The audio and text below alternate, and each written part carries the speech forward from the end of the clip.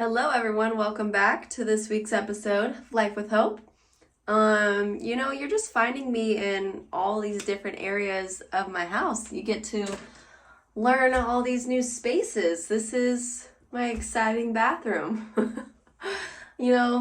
Just how I did on the other video, was doing my multitasking and riding my little exercise bike.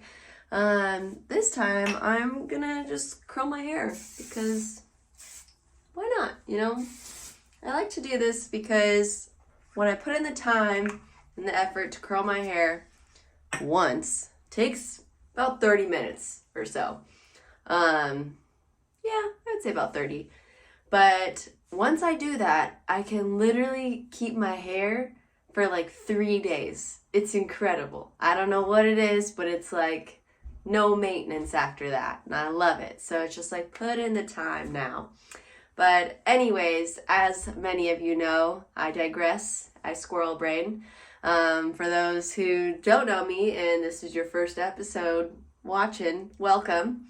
I'm going to talk about like mental health this week because I figured it'd be a good time to do so because I realized that like Mental Health Awareness Month is in May. So it's about 6 months since then, and I figured it'd be a good time to kind of like revisit that because we all just are encountering this new exciting time change. The best thing ever.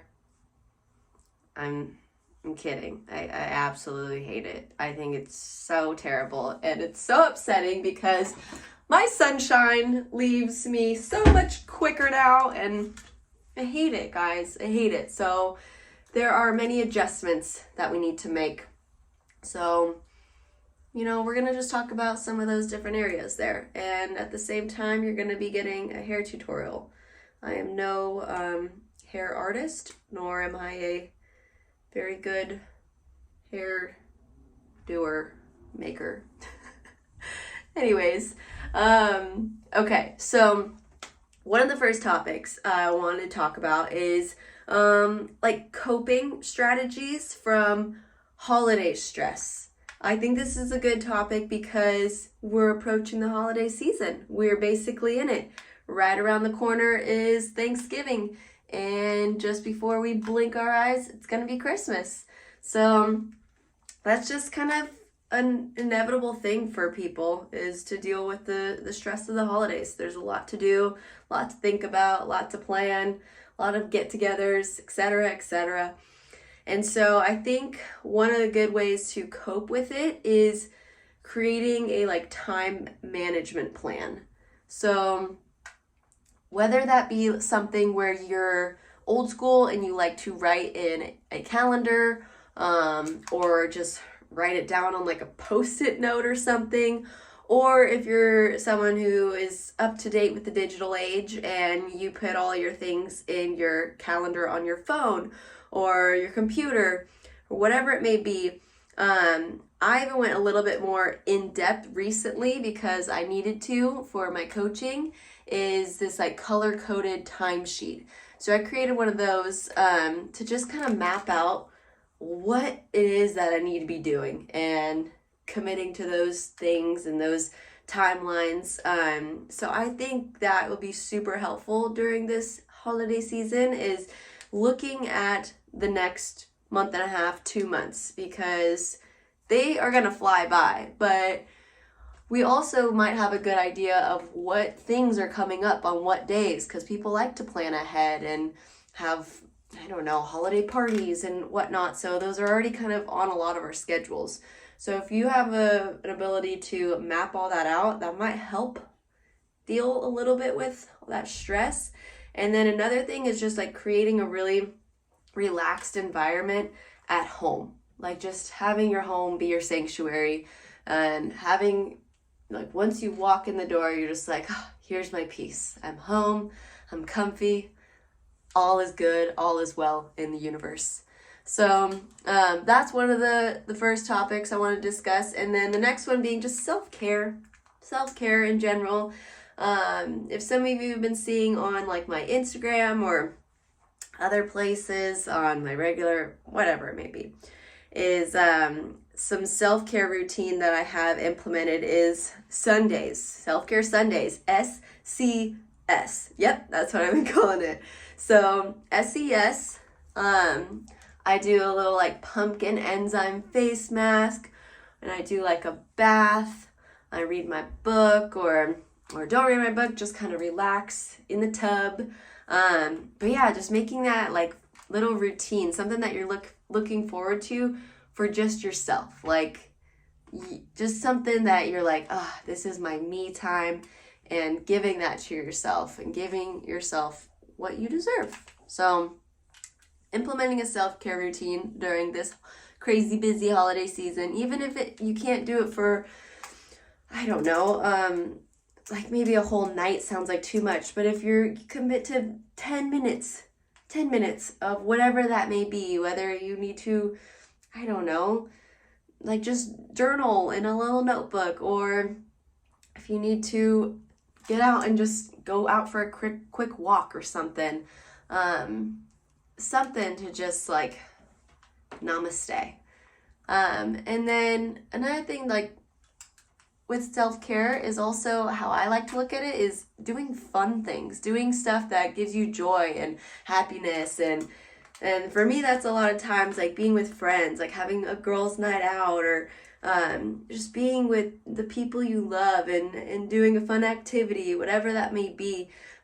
Keeping that in your schedule as well during this time is gonna help you kind of just keep your sanity too, because you're taking care of you while you're doing other things with other people. And yeah, so that's that one. And then another thing with like on the mental health topic is just like recognizing it in like other people. And one way of doing that is just, if you're noticing some kind of behavior changes, or I don't know, maybe they're like withdrawing from social activities or something that's not normally in their character, or they've like expressed that they're super overwhelmed, they just have so much on their plate and they're just trying to find some balance, offer help. You know, that's like a human thing. A lot of us like to just take on everything, and we just like to do it all by ourselves. Like, don't worry about me, I'll just figure it out while I just cry in the corner over here. We don't want that. We don't want people to get to that point, okay? So if you do notice that, say something, see something, say something, and offer the help, because a lot of times people don't like to ask for help. It's a thing. Again, it's like a human thing that, don't worry, I got it, I'll do it myself. No, and if they're not gonna ask for it, offer it, okay? Let's see, what's another one I wanted to talk about? Importance of setting boundaries, like for your own well-being. And a way to do that is, with so much that's going on, you know, like that calendar that you're looking at, you're like, oh my gosh, I have a million things to do, not enough time, is saying no. Just saying no without that guilt, without feeling guilty about it, because we all have lives, we're all busy here, we're all doing things. So being able to practice the healthy no's of just, I'm sorry, I can't make this event, I can't do this, and not feeling bad about it, you know? It's another good thing to help you keep on keeping on. And just having that good like work-life balance in general. Just, I know some of you are probably picking up extra shifts here and there, working overtime, working a lot, and just trying to get that extra money during the holiday season, but trying to just find that balance. Like if you do have a crazy busy work day, then make the day the time when you get off be that self-care time, just so you can have that good healthy balance. And then I think the last thing I wanted to talk about is just, I mentioned at the beginning with this time change and how the beautiful sunshine is just gone already.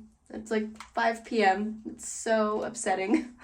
But what do we got going on here? Oh, there we go. Okay. Is with the seasonal change, just finding ways to get that sunlight Oh my gosh, getting that sunlight and that vitamin D and just adjusting to like new daily routines in general, because things might not be as they were the last month or so, because you're like, oh, I can't do this because it's dark out or whatever it may be. But finding those adjustments and seeing how to implement like a new variation of your schedule to that. Like me, for instance, I'm not a morning person. I don't like to get up early, but I need to, and it's good for you. I know there's so many times where I've like opened up Instagram in the morning and I've seen people go 3 hours ago, and I'm like, oh my god, they've been up for 3 hours. I was sleeping that whole time. I'm like, oh my goodness. So that's something that I'm looking to adjust, is because the sun leaves quicker now, is wanting to get up earlier so I can take in that sunshine and get that vitamin D, so I'm not missing out, because I do work during the day. So a lot of times I only have maybe an hour left, or there's some days where I get off and it already is dark. So I'm like, oh my gosh, I missed all the sun today. So that's something that I'm looking to adjust and implement in the routine. And that's how you get that mental health in check, because it does get kind of sad. It's a real thing. Like seasonal depression is when you're not seeing the sunshine and you're not getting that vitamin D and that sunlight. It makes you feel sad. We got to find those ways around, ways to keep us happy and upbeat. Happy. See, I tell you guys, I always get random accents that come out of nowhere sometimes. But yeah, so as I was saying too, this hair situation takes me about 30 minutes. See, what are we, about 12 minutes into this video? Yeah, no, I'm not gonna keep you guys this whole time and have you watch me get through this whole head of hair. But I just wanted to kind of do two things at once. So I can't believe this is how I'm posting the end of this video, but that's how I do, guys. I don't edit. This is me. This is live coming at ya, just as I am. So this was it. This is another Life with Hope episode. I hope you enjoyed it. I hope there's something that clicked, but if not, maybe the next one, maybe the one before that. Who knows? But I appreciate you for supporting me, for being here, for showing up, just how I'm showing up too. But again, subscribe, share, like, comment, you know, the stuff. But you guys, you have a great night and go get that sunshine, okay? Bye.